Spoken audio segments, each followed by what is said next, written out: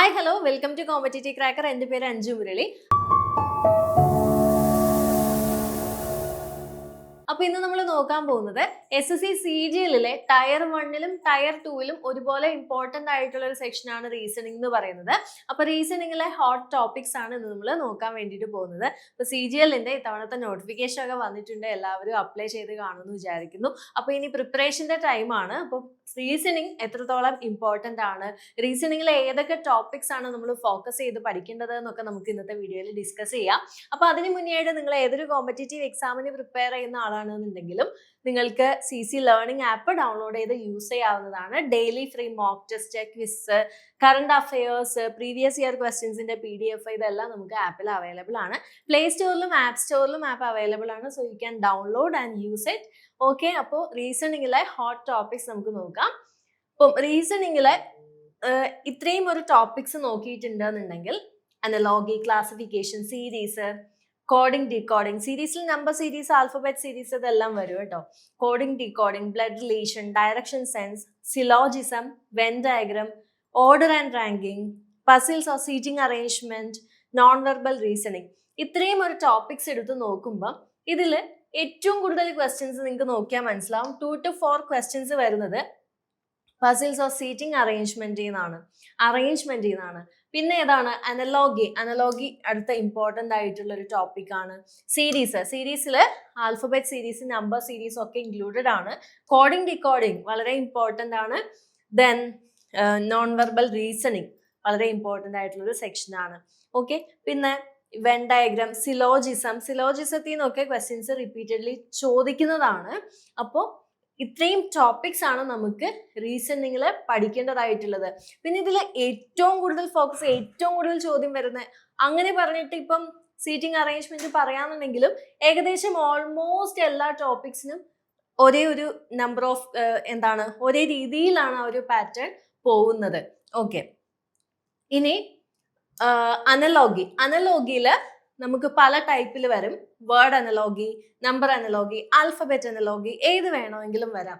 അനലോഗിയിൽ ഈ പറഞ്ഞ പോലെ നമുക്ക് ചിലപ്പോൾ അത് മാത്സിൽ നിന്നായിട്ടുള്ള ക്വസ്റ്റ്യൻ ആയിരിക്കും അതിൽ വരിക, അല്ലാന്നുണ്ടെങ്കിൽ GK റിലേറ്റഡ് ആയിട്ടുള്ള ഒരു ചോദ്യമായിരിക്കും അനലോഗിയിൽ വരിക. അപ്പൊ അനലോഗി എന്ന് പറഞ്ഞൊരു ടോപ്പിക് വെച്ചിട്ട് നോക്കുമ്പോൾ അതിൽ നിന്ന് എവിടെ നിന്ന് വേണമെങ്കിലും നമുക്ക് ചോദ്യങ്ങൾ വരാം എന്നുള്ളതാണ്. For example, doctor is related to hospital. In the same way teacher is related to what? Doctor എവിടെയാണ്? ഹോസ്പിറ്റലിലാണുള്ളത്. അപ്പൊ ടീച്ചർ എവിടെയാണുള്ളത്? സ്കൂളിലാണുള്ളത്. ഇത്തരത്തിലുള്ള ക്വസ്റ്റ്യൻ ആണ് എന്ത് അനലോഗി എന്ന് പറയുന്നത്. ഇപ്പൊ ഇവിടെ നമ്മൾ ഇത് നോക്കുമ്പോൾ ഏതൊരു ചെറിയ കുട്ടിക്കും ആൻസർ ചെയ്യാൻ പറ്റുന്ന രീതിയിലുള്ള ഒരു ചോദ്യമാണ്. ചിലപ്പോൾ അങ്ങനെയും ചോദിക്കാം, അല്ലെങ്കിൽ ഭയങ്കര ട്വിസ്റ്റ് ചെയ്തിട്ട് എന്നുള്ളതല്ല. ഇപ്പൊ GK-ൽ ഇപ്പം കൺട്രി കറൻസി ക്യാപിറ്റല്, ഇതിപ്പം ഒരു കൺട്രി തന്നു, അതിന്റെ ക്യാപിറ്റൽ തന്നു, വേറൊരു കൺട്രി തന്നു, അതിന്റെ ക്യാപിറ്റൽ ആയിരിക്കും നമുക്ക് കൊടുക്കേണ്ടത്. അപ്പൊ കൺട്രി ക്യാപിറ്റൽ അറിയില്ല എന്നുണ്ടെങ്കിൽ നമുക്കത് ആൻസർ ചെയ്യാൻ പറ്റില്ല. അപ്പൊ അവിടെ GK റിലേറ്റഡ് ആയിട്ടാണ് അവിടെ അങ്ങനെ ഒരു ചോദ്യം ചോദിക്കുക. അപ്പൊ അനലോഗിന്ന് നമുക്ക് ഏത് ഏരിയന്ന് വേണമെങ്കിലും ക്വസ്റ്റ്യൻസ് വരാം എന്നുള്ളതാണ്. ഓക്കെ, പിന്നെ നമ്മൾ ഫസ്റ്റ് റിലേഷൻഷിപ്പ് ഐഡന്റിഫൈ ചെയ്യുക, അതിന്റെ ആ ലോജിക്ക് എന്താണെന്ന് മനസ്സിലാക്കുക, നമ്മൾ ഗസ് ചെയ്ത് ഓപ്ഷൻ ചൂസ് ചെയ്യാതിരിക്കുക എന്നുള്ളതാണ്. കാരണം എന്താണ്, ഇവിടെ നെഗറ്റീവ് മാർക്കിംഗ് ഉണ്ട്. നമ്മൾ വിചാരിക്കും ചെറിയ മാർക്കല്ലേ പോവുള്ളൂ, 1/4 അല്ലേ പോവുള്ളൂ, പിന്നെ എന്തിനാണ് 1/4 ഓഫ് ആ ഒരു ക്വസ്റ്റിന്റെ മാർക്ക് അങ്ങനെയാണല്ലോ, അപ്പൊ അതല്ലേ പോവുള്ളൂ, പിന്നെ അത്രയും ചെറിയ മാർക്കല്ലേ എന്ന് വിചാരിച്ചിട്ട് പലരും എന്ത് ചെയ്യും, ഓപ്ഷൻ ഗസ് ചെയ്യും. പക്ഷെ അങ്ങനെ ചെയ്ത് കഴിഞ്ഞിട്ടുണ്ടെങ്കിൽ ഈവൻ 0.01 മാർക്കിന്റെ ഡിഫറൻസ് ആയാൽ പോലും റാങ്കിൽ നല്ല വേരിയേഷൻസ് വരും. സോ ഗസ് ചെയ്യാതിരിക്കുക. ഓക്കെ, ദെൻ അടുത്ത ടോപ്പിക്കാണ് ക്ലാസിഫിക്കേഷൻ, അല്ലെങ്കിൽ ഓഡ് വൺ ഔട്ട് അങ്ങനത്തെ ക്വസ്റ്റ്യൻസ്. അതിൽ number classification, word classification, alphabet classification ഒക്കെ വരാം. ഒരു എക്സാമ്പിൾ നോക്കുകയാണെന്നുണ്ടെങ്കിൽ 2, 5, 11, 17, 20 ഇതിൽ ഏതാണ് ഓഡ് വൺ ഔട്ട്? കൂട്ടത്തിൽ പെടാത്തത് ഏതാണ്? ഇതിൽ ഓഡ് വൺ ഔട്ട് ആയിട്ട് വരുന്നത് 20 ആണ്. കാരണം 20 എന്തല്ല, ഒരു പ്രൈം നമ്പർ അല്ല. അപ്പൊ ഇത് നമ്മൾ കാണുമ്പോൾ തന്നെ എന്താണ് നമുക്ക് തലയിലേക്ക് വരുന്നു അല്ലേ, ഇത് ബാക്കിയെല്ലാം പ്രൈം നമ്പേഴ്സ് ആണ്. അപ്പൊ ഇതൊക്കെ എങ്ങനെയാ വരിക? കൂടുതൽ പ്രാക്ടീസ് ചെയ്യുക, കൂടുതൽ ക്വസ്റ്റ്യൻസ് കണ്ടു പോകുമ്പോൾ നമുക്കത് ഫെമിലിയർ ആവും. ഇപ്പൊ ക്വസ്റ്റ്യൻ കാണുമ്പോൾ തന്നെ ബാക്കിയെല്ലാം പ്രൈം ആണ്, ഇതൊരെണ്ണം മാത്രം പ്രൈം അല്ല എന്ന് നമുക്ക് ആ കാണുമ്പോൾ തന്നെ നമുക്ക് വരും, അത് മനസ്സിലാവും. ഓക്കെ, അപ്പോ ഇവിടെ ഇപ്പം ഷോർട്ട് കട്ട് അല്ലെങ്കിൽ എന്താണ് നമ്മൾ നോക്കേണ്ടത്, പ്രൈം നമ്പേഴ്സ് റിലേറ്റ് ചെയ്ത് വരാം, അല്ലെങ്കിൽ സ്ക്വയർ ക്യൂബ് റിലേറ്റ് ചെയ്ത് വരാം. പിന്നെ എന്തെങ്കിലും ഒരു പർട്ടിക്കുലർ പാറ്റേൺ ഫോളോ ചെയ്യുന്നത് മേ ബി ഹെക്സഗണൽ നമ്പേഴ്സ് ആവാം, ഒക്ടഗണൽ നമ്പേഴ്സ് ആവാം, അല്ലെങ്കിൽ മറ്റെന്തെങ്കിലും പാറ്റേൺസ് ആയിരിക്കാം, ഫിബോനോച്ചി സീക്വൻസ് അങ്ങനെയൊക്കെ ഉണ്ടല്ലോ. അപ്പൊ അത് ആ ഒരു രീതിയിലായിരിക്കാം ചിലപ്പോൾ തന്നിട്ടുണ്ടാവുക. അപ്പോൾ ഏതാണെന്ന് ഐഡന്റിഫൈ ചെയ്യാന്നുള്ളതാണ് ഈ ഒരു ഏരിയയിൽ നമ്മൾ ശ്രദ്ധിക്കേണ്ടതായിട്ടുള്ള കാര്യം. പിന്നെ നമ്പർ അല്ലെങ്കിൽ ആൽഫബറ്റ് സീരീസ്, നമ്പർ സീരീസ് ഇതിലൊക്കെ വരുമ്പോഴത്തേക്കും അതിൽ കൂടുതൽ വരുന്ന പാറ്റേൺസ് ഒന്നല്ലെങ്കിൽ അഡീഷൻ, സബ്ട്രാക്ഷൻ വരാം, മൾട്ടിപ്ലിക്കേഷൻ വരാം, ഓൾട്ടർനേറ്റ് ആയിട്ട് വേറെ വേറെ മാത്തമാറ്റിക്കൽ ഓപ്പറേഷൻസ് ചെയ്തു പോകുന്നതാവാം, പിന്നെ ലെറ്റർ പൊസിഷൻ ബേസ് ചെയ്തിട്ടുള്ളതാവാം. ഒരു എക്സാമ്പിൾ നോക്കുവാണെങ്കിൽ 3, 7, 15, 31. അപ്പൊ ഇതിൽ അടുത്തത് ഏതാണ്? ഇപ്പൊ 3 into 2 ഇതെങ്ങനെയാ വരിക? 3 into 2 6 ആണ്. 6 plus 1 എന്താണ്? 7 ആണ്. ഓക്കെ, 3 into 2 6 ആണ്. 6 plus 1 7 ആണ്. അടുത്തത് നോക്കിയിട്ടുണ്ടെന്നുണ്ടെങ്കിൽ 7 കഴിഞ്ഞിട്ട് വന്നേക്കുന്നത് 15 ആണല്ലേ. അപ്പോൾ ഇവിടെ എന്താണ്? 3 into 2 6 ആണ്. 6 plus 1 7 ആണ്. അടുത്തത് നോക്കി കഴിഞ്ഞിട്ടുണ്ടെന്നുണ്ടെങ്കിൽ 15 ആണ് വന്നിട്ടുള്ളത്. 7 into 2 14 ആണ്. 14 plus 1 15 ആണ്. Then 15 into 2 30 ആണ്. 30 plus 1 31 ആണ്. 31. അപ്പൊ അടുത്തത് എന്തായിരിക്കും? 31 into 2 62 ആണ്. 62 plus 1 63 ആണ്. 63.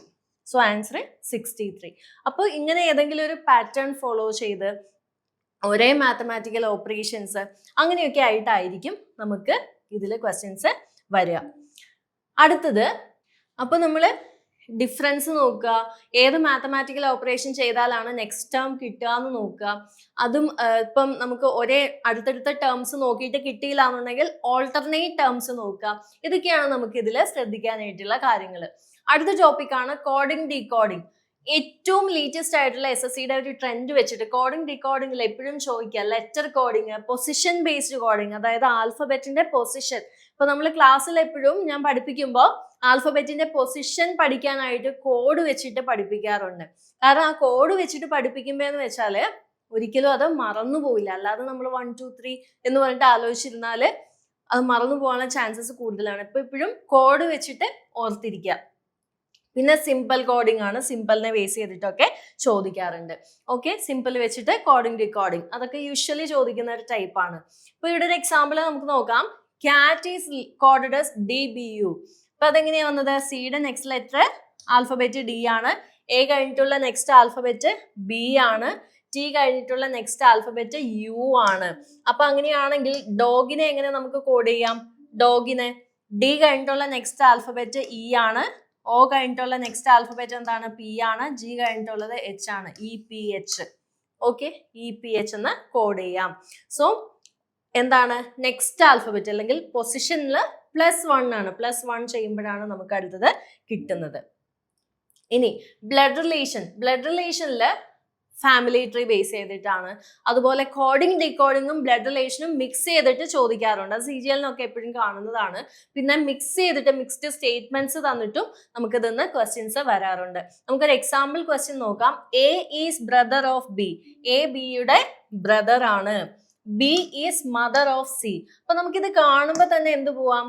ആ ട്രീ വരച്ചു പോവാം. A is brother of B. Bയുടെ ബ്രദർ ആണ് A. എന്താണ്? സിബ്ലിങ്സ് ആണ്. സോ സിംഗിൾ ലൈൻ മതി. എ എന്താണ്? മെയിൽ ആണെന്ന് മനസ്സിലായി. സോ പ്ലസ് കൊടുത്തു. B is mother of C. B female ആണ്. സോ മൈനസ് കൊടുത്തു. ബി ആരുടെ മദർ ആണ്? സിയുടെ മദർ ആണ്. Okay, relation between A and C. എയും സിയും തമ്മിൽ എങ്ങനെയാണ് റിലേറ്റ് ചെയ്തിരിക്കുന്നത്? എയുടെ സിസ്റ്ററിന്റെ സൺ ഓർ ഡോട്ടർ ആണ് സി. പക്ഷെ നമുക്ക് നേരെ തിരിച്ചിവിടെ relation between A and C, അല്ലെങ്കിൽ എങ്ങനെ ചോദിക്കും?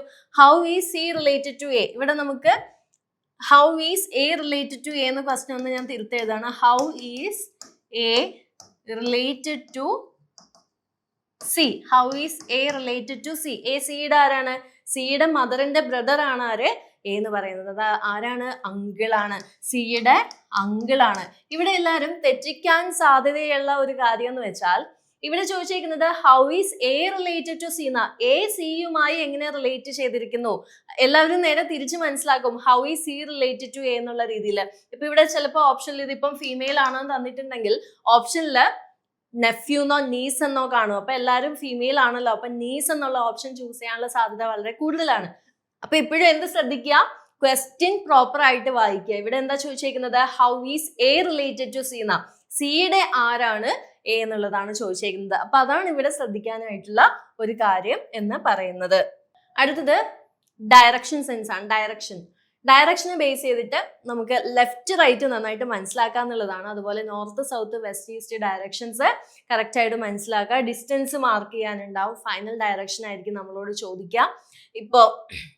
ഇപ്പൊ നോർത്തിലേക്ക് ഫേസ് ചെയ്തിരിക്കുന്ന, നോർത്ത് റൈറ്റ് കൊടുത്തേക്കുന്ന അർത്ഥം ഇപ്പൊ നോർത്തിലേക്ക് ഫേസ് ചെയ്ത് നിൽക്കുന്ന ഒരാള്, ഓക്കെ, ഒരാള് നോർത്തിലേക്ക് ഫേസ് ചെയ്ത് നിൽക്കുന്നു. ദെൻ ആ ആള് തന്നെ റൈറ്റിലേക്ക് തിരിയുവാണ്. നോർത്തിലേക്ക് ഫേസ് ചെയ്ത് നിൽക്കുന്ന ഒരാള് റൈറ്റിലേക്ക് തിരിയുവാണ്. ഇപ്പൊ നോർത്തിലേക്ക് ഇങ്ങനെ ഫേസ് ചെയ്തിരിക്കുവാണെങ്കിൽ റൈറ്റിലേക്ക് തിരിയുവാണ്. എഗെയിൻ എന്ത് ചെയ്യാണ്, റൈറ്റിലേക്ക് തിരിയുവാണ്. ഇപ്പൊ ആള് അതായത് നോർത്തിലേക്ക് ഇങ്ങനെ ഫേസ് ചെയ്ത് നിൽക്കുമായിരുന്നു, പിന്നെ റൈറ്റിലേക്ക് തിരിഞ്ഞു, പിന്നെ വീണ്ടും റൈറ്റിലേക്ക് തിരിഞ്ഞു. ഇപ്പൊ ഏത് ഡയറക്ഷനിലാണുള്ളത്, സൗത്ത് ഡയറക്ഷനിലാണ് പോകുന്നത്. സൗത്ത് ഡയറക്ഷനിലാണ് ഇപ്പോ പോകുന്നത്. ഓക്കെ, നെക്സ്റ്റ് റാങ്കിങ് ആൻഡ് ഓർഡറിൽ നമുക്ക് പൊസിഷൻ ആയിരിക്കും ചോദിക്കാം. ഒന്നല്ലെങ്കിൽ ബുക്സ് അടുക്കി വെച്ചു എന്നുള്ള രീതിയിലായിരിക്കും, അല്ലെങ്കിൽ ലെഫ്റ്റിൽ നിന്ന് ഒരു റോയിൽ ഇരിക്കുന്ന രീതിയിലായിരിക്കും. സോ പൊസിഷൻ ഫ്രം ലെഫ്റ്റ് ചോദിക്കാം, പൊസിഷൻ ഫ്രം റൈറ്റ് ചോദിക്കാം. കമ്പൈൻ ചെയ്തിട്ടും ക്വസ്റ്റ്യൻസ് വരാറുണ്ട്.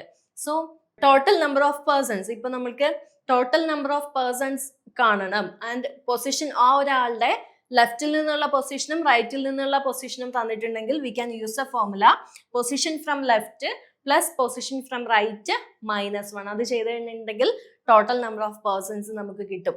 ഓക്കെ, അപ്പോൾ ഇത് കുറച്ച് അങ്ങനെ ഭയങ്കര ടഫായിട്ടുള്ള ഒന്നുമല്ല. കുറച്ച് ക്വസ്റ്റ്യൻസ് പ്രാക്ടീസ് ചെയ്യുമ്പോൾ തന്നെ നമുക്ക് ആൻസർ ചെയ്യാൻ പറ്റും എന്നുള്ളൊരു കോൺഫിഡൻസ് തരുന്ന ടൈപ്പ് ഓഫ് ഒരു ടോപ്പിക് ആണ് ഓർഡർ ആൻഡ് റാങ്കിങ് എന്ന് പറയുന്നത്.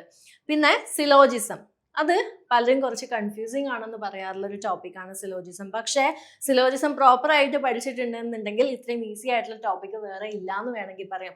അതിൽ കുറച്ച് കൺസെപ്റ്റ് നമുക്ക് പഠിക്കാനുണ്ട്. ആ കൺസെപ്റ്റ് കൃത്യമായിട്ട് മനസ്സിലാക്കുക എന്നുള്ളതാണ്. അതിൽ ഓൾ, സം, നോ ഈ കൺസെപ്റ്റ് വരുന്നുണ്ട്. ആ കൺസെപ്റ്റ് മനസ്സിലാക്കുക. നമുക്കൊരു എക്സാമ്പിൾ നോക്കാം. ഇവിടെ നമുക്കൊരു ക്വസ്റ്റ്യൻ തന്നിട്ടുണ്ട്. All cats are animals. All cats are animals എന്ന് പറയുമ്പോൾ ഇവിടെ cat, all cats are animals. അപ്പൊ അതിന് ചുറ്റും എന്ത് വരും, animals. All cats are animals. പിന്നെ എന്താണ്, സം ആനിമൽസ് ആർ പെറ്റ്സ്. അപ്പൊ സം പാർട്ട് എടുത്തു, സം ആനിമൽസ് ആർ പെറ്റ്സ്. പിന്നെന്താ പറഞ്ഞിട്ടുള്ളത്, കൺക്ലൂഷൻ ആണ്. സോ ഇതിനെ ബേസ് ചെയ്തിട്ടുള്ള കൺക്ലൂഷൻ നമുക്ക് കുറച്ച് തരും. അതിൽ ഏതൊക്കെയാണ് ഫോളോ ചെയ്യുന്നത്, ഏതൊക്കെയാണ് ഫോളോ ചെയ്യാത്തത് എന്നുള്ളതാണ് നമുക്ക് ക്വസ്റ്റ്യൻ ചോദിക്കാം. ഇപ്പൊ ഇവിടെ പറയാണ് no cat is pet. No cat is pet എന്ന് നമുക്ക് ഇതിന്ന് പറയാൻ പറ്റുമോ? Maybe some cat pet ആവാം, സം ക്യാറ്റ് പെറ്റ് ആവാതിരിക്കാം. ഓക്കെ, നമുക്ക് തന്നേക്കുന്ന ഇപ്പം സം പെറ്റ്സ് ആർ ആനിമൽസ് എന്ന് പറയുമ്പോൾ, സം പെറ്റ്സ് ആർ ആനിമൽസ് എന്ന് പറയുമ്പോൾ ദാറ്റ് ഈസ് റൈറ്റ്. കാരണം പെറ്റ്സിന്റെ ഈ ഒരു കുറച്ച് പോർഷൻ എടുത്താൽ അത് ആനിമൽസ് ആണ്. പിന്നെ സം ആനിമൽസ് ആർ കാറ്റ്സ് എന്ന് പറഞ്ഞിട്ടുണ്ടെങ്കിൽ ദാറ്റ് ഈസ് ഓൾസോ റൈറ്റ്. ആനിമൽസിന്റെ സം പാർട്ട് എടുത്താൽ അതെന്താണ്, ക്യാറ്റ് ആണ്.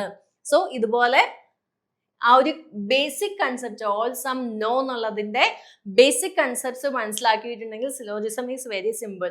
സോ നമ്മൾ എല്ലാ ക്വസ്റ്റ്യനും വെൻ ഡയഗ്രാം ഇതുപോലെ വരച്ചിട്ട് ആൻസർ ചെയ്യാൻ നോക്കുക.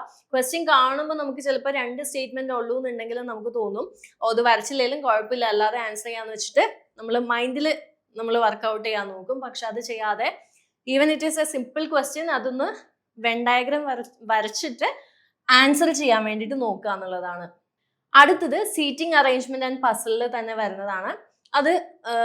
അതിൽ ലീനിയർ അറേഞ്ച്മെന്റ് വരാം, സർക്കുലർ അറേഞ്ച്മെന്റ് വരാം, പിന്നെ അതിൽ സ്ക്വയർ, റെക്ടാംഗിള്, സ്ക്വയർ, മിക്സ്ഡ് അറേഞ്ച്മെന്റ് ഇങ്ങനെയൊക്കെ വരാം കേട്ടോ. പിന്നെ അതിൽ ഡയറക്ഷൻ ഓൾസോ വരും. സീറ്റിംഗ് അറേഞ്ച്മെന്റ് ഇപ്പൊ സർക്കുലർ അറേഞ്ച്മെന്റ് ആണെങ്കിൽ കുറച്ച് പേര് അകത്തേക്ക് നോക്കിയിരിക്കുന്നു, കുറച്ച് പേര് പുറത്തേക്ക് നോക്കിയിരിക്കുന്നു. പിന്നെ ഫ്ലോർ ബേസ്ഡ് പസിൽസ് വരാം.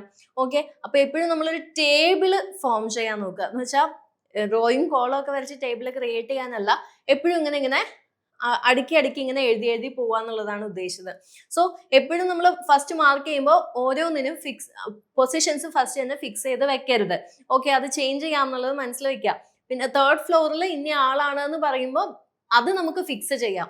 അല്ലാത്തത് നമുക്ക് ചിലപ്പോൾ ഒരാള് സെക്കൻഡ് ഫ്ലോറിലും വരാം, ഫോർത്ത് ഫ്ലോറിൽ വരാം. അങ്ങനെ വരുമ്പോൾ ഓരോ ഓപ്ഷനിൽ ഒരു അറേഞ്ച്മെന്റിൽ നമ്മൾ സെക്കൻഡിൽ മാർക്ക് ചെയ്യാം, വേറെ അറേഞ്ച്മെന്റിൽ ഫോർത്തിൽ മാർക്ക് ചെയ്യാം. സോ പോസിബിലിറ്റി പിന്നെ നമുക്ക് അതിനകത്ത് എന്ത് ചെയ്യാം, ഓരോന്ന് നോക്കിയിട്ട് എലിമിനേറ്റ് ചെയ്യാൻ പറ്റും. ഇപ്പൊ ഈ ഒരു അറേഞ്ച്മെന്റ് പറ്റില്ല എന്നുണ്ടെങ്കിൽ അപ്പൊ തന്നെ അത് എലിമിനേറ്റ് ചെയ്ത് പോവുക എന്നുള്ളതാണ്. പിന്നെ നോൺ വെർബൽ റീസണിംഗിൽ ഇമ്പോർട്ടന്റ് ആയിട്ട് വരുന്ന ടോപ്പിക്സ് ആണ് mirror image, water image, paper folding, paper cutting, പിന്നെ എംബഡഡ് ഫിഗേഴ്സ്, ഫിഗർ സീരീസ്. ഇതെല്ലാം നോൺ വെർബൽ റീസണിംഗിൽ വരുന്ന ഇമ്പോർട്ടന്റ് ആയിട്ടുള്ള കുറച്ച് ടോപ്പിക്സ് ആണ്. അപ്പൊ നമ്മളത് അതിനകത്ത് നമുക്ക് പ്രത്യേകിച്ച് പഠിക്കാനായിട്ടൊന്നുമില്ല. നമ്മൾ ഇതുപോലത്തെ ക്വസ്റ്റ്യൻസ് നമുക്ക് വിഷ്വലൈസ് ചെയ്താലാണ് നമുക്ക് ആൻസറിലേക്ക് എത്താൻ പറ്റുക. അപ്പൊ എന്ത് ചെയ്യുക, ഡെയിലി ഇത്തരം ക്വസ്റ്റ്യൻസ് എടുത്തിട്ട് പ്രാക്ടീസ് ചെയ്യുക എന്നുള്ളതാണ് ചെയ്യാൻ പറ്റുന്നത്. നമ്മുടെ ഒബ്സർവേഷൻ സ്പീഡാണ് ഇവിടെ നോക്കുന്നത്. ഒബ്സർവേഷൻ സ്പീഡാണ് ഇത്തരത്തിലുള്ള ക്വസ്റ്റ്യനിൽ വളരെ ഇമ്പോർട്ടന്റ് ആയിട്ട് വരുന്നത്. സോ ആ സ്കില്ല് കൂട്ടാൻ വേണ്ടിയിട്ട് നമ്മൾ എന്ത് ചെയ്യുക, ഡെയിലി പ്രാക്ടീസ് ചെയ്യുക. ഓക്കെ, ഇനി നമ്മൾ കൊടുക്കേണ്ട ഒരു പ്രയോറിറ്റിയുടെ ഓർഡർ പറഞ്ഞിട്ടുണ്ടെന്നുണ്ടെങ്കിൽ ആദ്യം analogy, then series, coding, decoding, blood relation, direction sense, syllogism and finally puzzle and seating arrangement. അപ്പൊ നമ്മൾ ഇവിടെ ക്ലാസ്സുകൾ കൊടുക്കുമ്പോഴും ഈ ഒരു ഓർഡറിൽ തന്നെയാണ് ക്ലാസ്സസ് കൊടുക്കാറുള്ളത്. ഓക്കെ, അപ്പൊ നമ്മൾ എന്ത് ചെയ്യുക, ഫസ്റ്റ് തന്നെ കൺസെപ്റ്റ്സില് ക്ലാരിറ്റി വരുത്തുക. ബേസിക് കൺസെപ്റ്റ്സ് എപ്പോഴും ക്ലിയർ ആക്കി വെക്കുക. അതിന്റെ ഒപ്പം തന്നെ ഇമ്പോർട്ടന്റ് ആണ് പ്രീവിയസ് ഇയർ ക്വസ്റ്റ്യൻസ് പ്രാക്ടീസ് ചെയ്യുക എന്നുള്ളത്. ഓരോരോ ടോപ്പിക്ക് പഠിക്കുമ്പോഴും അതിനെ ബേസ് ചെയ്തിട്ടുള്ള പ്രീവിയസ് ഇയർ ക്വസ്റ്റ്യൻസ് പ്രീവിയസ് ഇയറിൽ എന്തൊക്കെയാണ് ചോദിച്ചിട്ടുള്ളതെന്ന് നമുക്ക് കൃത്യമായിട്ട് അറിഞ്ഞിരിക്കണം. അതിന്റെ ഒപ്പം തന്നെ ഇമ്പോർട്ടന്റ് ആയിട്ടുള്ള കാര്യമാണ് മോക്ക് ടെസ്റ്റ് എടുക്കുക എന്നുള്ളത്.